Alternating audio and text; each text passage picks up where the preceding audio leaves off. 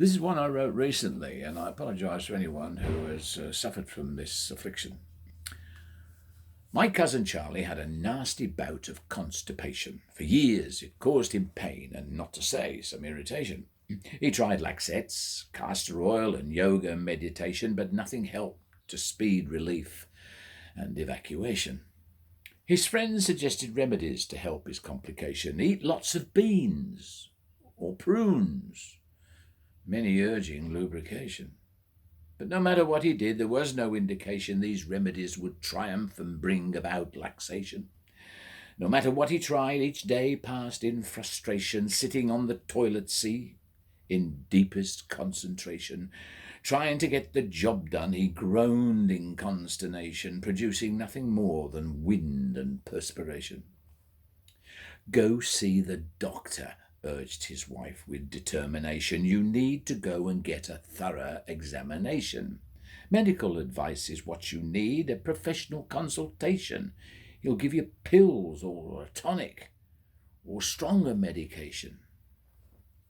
Charlie sat in the waiting room with unease and trepidation. What if the doctor told him he'd need an operation? The doctor checked his heart rate, BP, and dehydration, then made Charlie's eyes water with a rectal penetration. You have a serious problem. You'll need hospitalization.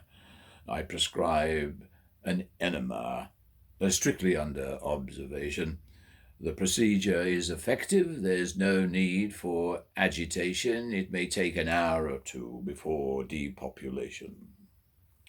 On Monday, Charlie stood nervously at hospital administration. They asked for name, next of kin, and religious denomination. An hour later, Charlie found himself in a new location with two other patients in shared accommodation. What are you in for? Asked bed 3. Mine's atrial fibrillation. Charlie didn't want to say. He just muttered, a complication. The patient in bed 1 said, I have obstipation. That's just a fancy word for severe constipation. Next day dawned. The nurse arrived with enema preparation. She looked as if she was about to do a fire drill demonstration. She held a length of pipe and a bag of liquid salination. Charlie said, Nurse, do you think I'll need sedation?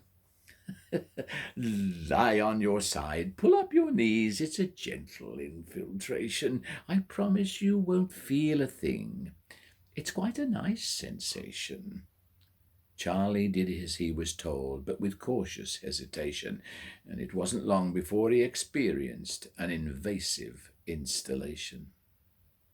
The water bubbled round his tongue in a gradual accumulation of slurps and gurgle sounds in loud reverberation. But then it was all over, but without some consolation. The worst was yet to come. Would there be a complication? The nurse said, If you feel the urge, just call the nurse's station. Help is always close at hand when you get the inclination. Half an hour later, Charlie felt some agitation. An urgent call of nature filled him with frantic desperation. Jumping quickly from his bed, there was no time for preparation, clamping hands to bottom, trying to help the situation. Luckily, he quickly found the appropriate location, burst through the door, and with pants down, achieved elimination. Charlie sat in sweet relief, with new-found liberation. It felt as if that he was on a wonderful vacation. Then, seeing 2 feet beneath him, he came to this realization. He'd chosen somewhere where you describe as overpopulation. Charlie, red in face, apologized for this complication.